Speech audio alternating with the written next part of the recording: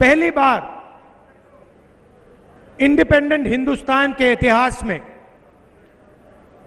उनकी पार्टी के नेताओं ने खुलकर कहा है कि अगर हम चुनाव जीत गए तो हम इस संविधान को बदल देंगे, रद्द कर देंगे, खत्म कर देंगे, फेंक देंगे। अब इसका मतलब समझिए, लोग सोचते हैं कि यह संविधान 70-80 साल पुरानी किताब है। वो सही है, मगर इस संविधान के अंदर जो सोच है वो 70-80 साल पुरानी सोच नहीं है। वो हजारों साल पुरानी सोच है। मैं अमृतसर में हूं। अगर आप गुरु नानक जी की सोच को देखें और समझें तो आपको पता लगेगा कि इस संविधान में गुरु नानक जी की सोच है। और मैं उससे आगे जाता हूं कि इस संविधान की जो नींव है, इस संविधान की जो नींव है वो गुरु नानक जी ने रखी थी, उनकी सोच ने रखी थी। और सिर्फ गुरु नानक जी ने नहीं, ऐसे हिंदुस्तान में अलग अलग महापुरुषों ने वही सोच देश के सामने रखी थी। चाहे वो बुद्धा हो, बुद्ध भगवान हो, नारायण गुरु जी हो,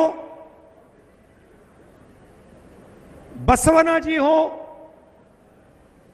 इन सब की सोच इस किताब में है। और आज बीजेपी के लोग सामने आके कह रहे हैं कि हम गुरु नानक जी की सोच पर आक्रमण करेंगे और उसको हम खत्म कर देंगे। उस सोच का रिप्रेजेंटेशन मॉडर्न हिंदुस्तान में गुरु नानक जी की सोच का यही रिप्रेजेंटेशन है। गुरु नानक जी ने कहा था कि सब लोग समान हैं, सबकी इज्जत होनी चाहिए, सबका आदर होना चाहिए, सबके साथ मोहब्बत होनी चाहिए। यह कॉन्स्टिट्यूशन भी वही कहता है।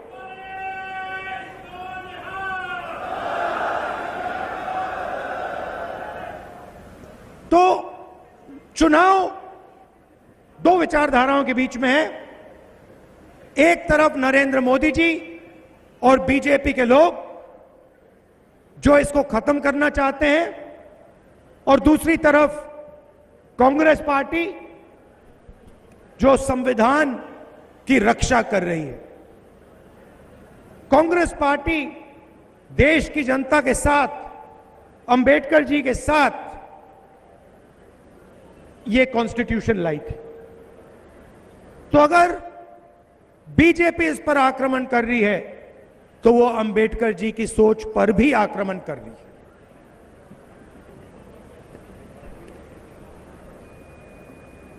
भाइयों और बहनों,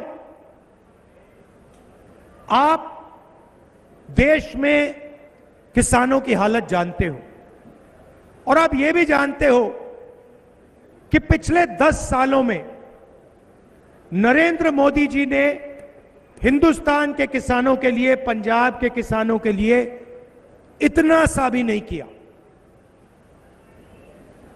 उल्टा आप पर आक्रमण किया। 3 काले कानून लाए, और जब पंजाब के किसान, हरियाणा के किसान, महाराष्ट्र के किसान, मध्य प्रदेश के किसान सड़क पर उतरे तो नरेंद्र मोदी जी ने उनको आतंकवादी कहा। यह बात हम कभी नहीं भूल सकते हैं।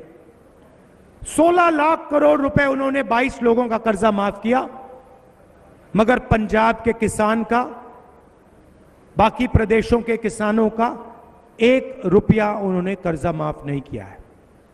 और खुलकर कहते हैं कि मैं किसानों का कर्जा माफ नहीं करूंगा क्योंकि इससे किसानों की आदत बिगड़ती है।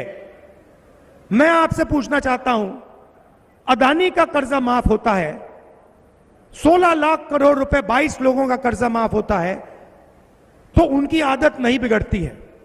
मगर पंजाब के किसान का कर्जा माफ होता है तो किसान की आदत बिगड़ती है। यह कैसी सोच है?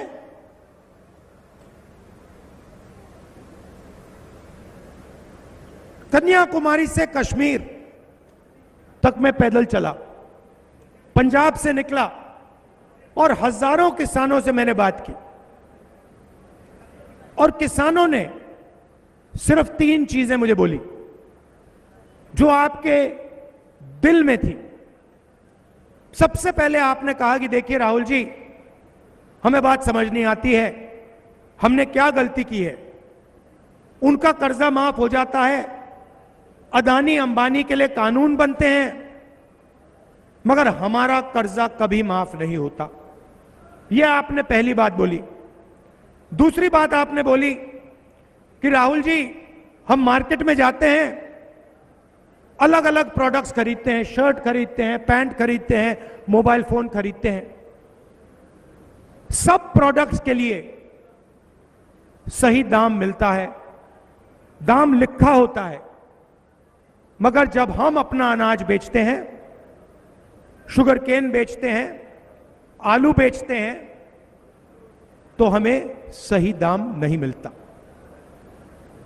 और तीसरी बात आपने कही कि नरेंद्र मोदी जी बीमा योजना लाए हैं, इस योजना से 16 कंपनियों को फायदा होता है, हमारा नुकसान होता है, आंधी आती है, तूफान आता है, कंपनीज को हम फोन लगाते हैं, ईमेल भेजते हैं, कंपनी जवाब देती है कि हम आपको बीमा का पैसा नहीं दे सकते। ये 3 चीजें पंजाब के किसानों ने, बाकी देश के किसानों ने मुझे कही।